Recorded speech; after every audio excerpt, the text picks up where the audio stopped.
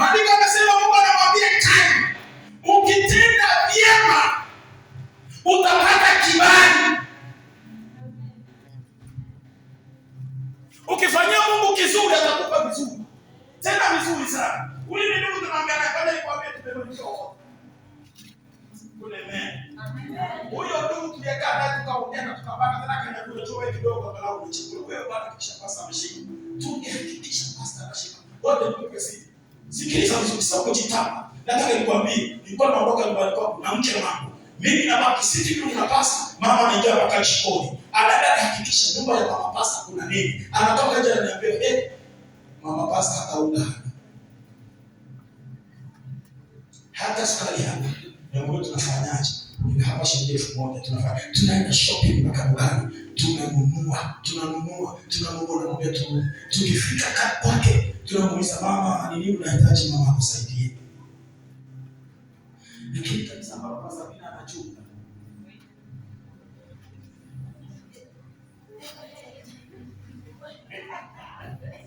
Mama pasta kuna mafuta bichi nyingi, ndio usikale bibi nataka.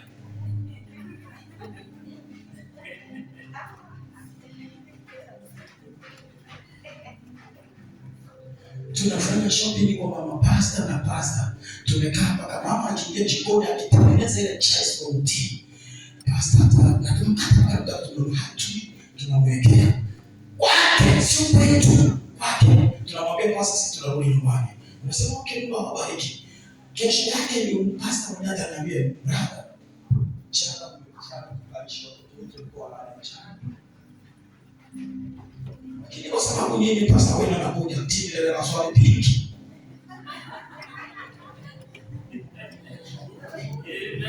Kuna maana watu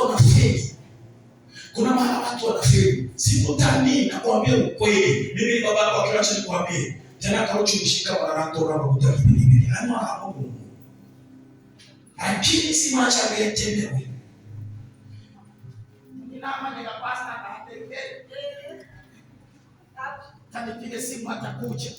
Anakujaje? Moja mpendo mwingine amenipigia simu usiku sasa. Why pastor? Utawahi mwana nani anakuwa? Mbona mnapanda ndani Mungu wangu nikasema omba. Nilimwambia ombe. Pastor mtatoe kosa. Omba. Kwa jina la Yesu imba tu. Jina la Yesu. Kwa jina la Yesu. Anachi.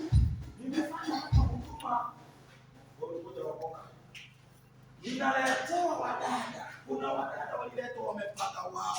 Nasimama naomba Baba katika jina la Yesu Kristo Baba. Toka mapepo makabila toka. Anashiriki na mimi kuanzia Januari ikifika tuseme Mei huwa huko. Kiuliza mama na kuambia mtoto wangu alipona sasa mimi nina kanisa yangu. Sungampeleka huko. Hiyo nilisema Mungu wangu nisaidie. Sifanyaje hiyo siku hizi. Na nakwambia usinipigie simu kuniambia kuna jirani hapo anaumwa. Sichi. Acha niongee hapa. Sitakuja. Na bado kanipenda. Unafanya kazi. Matokeo. Hii kanisa watu wakirudi hapa unakiti. Hiyo miaka inahangaika na kufanya hivyo. Kuna dada mmoja ambaye nilisaidia siku moja. Ni pasta sasa hivi. Unajua nini ya mtu? Hii si washirika wachuzi. Kuna dada. Sikiliza. Unaona ile kwa. Kuna dada alienda kufua nguo zake hapo. Bila mtu hiyo sori. Akiwa ameweka beseni lake chini. Dada mrembo. Hata mchina si mrembo. Akatokelezea nywele imefika hapa. Akamwambia dada yangu, karibu nyumbani. Akamkaribisha kwenye maji na kuna sitting room hapa.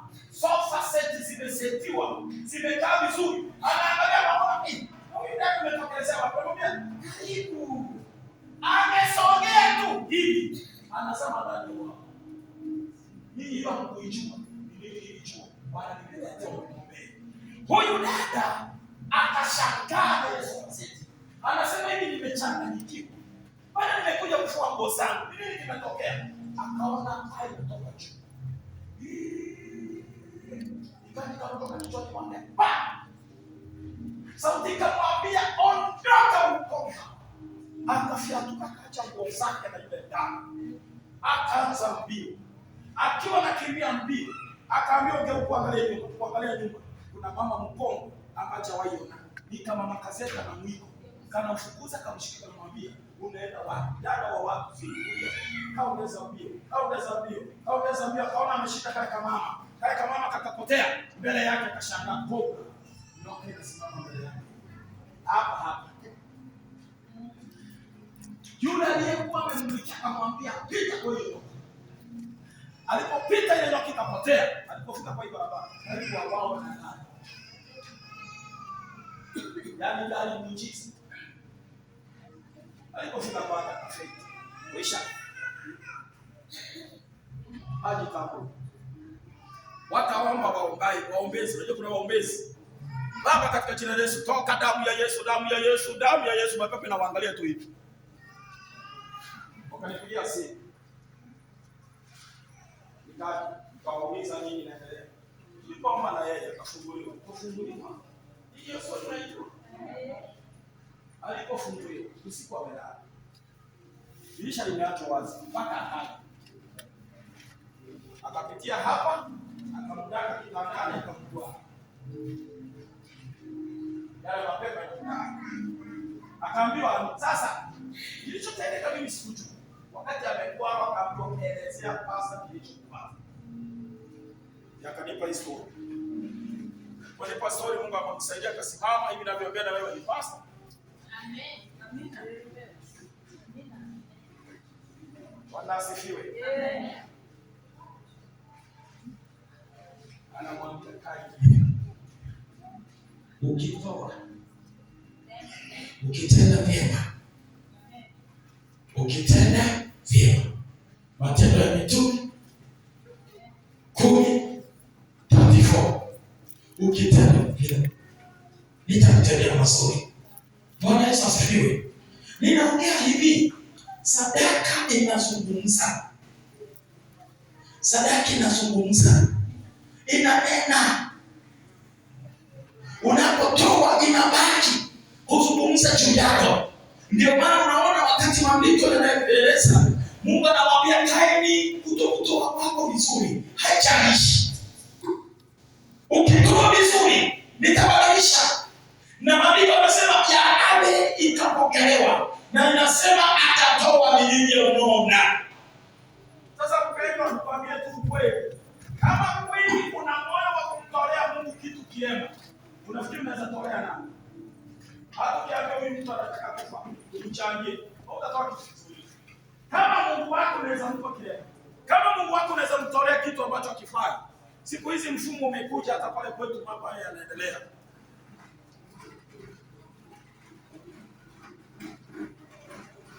Mtu akifa bwana, watu wanatoa hela. Na budget inawekwa 500,000. Si hapa kule kwetu. Wanaweka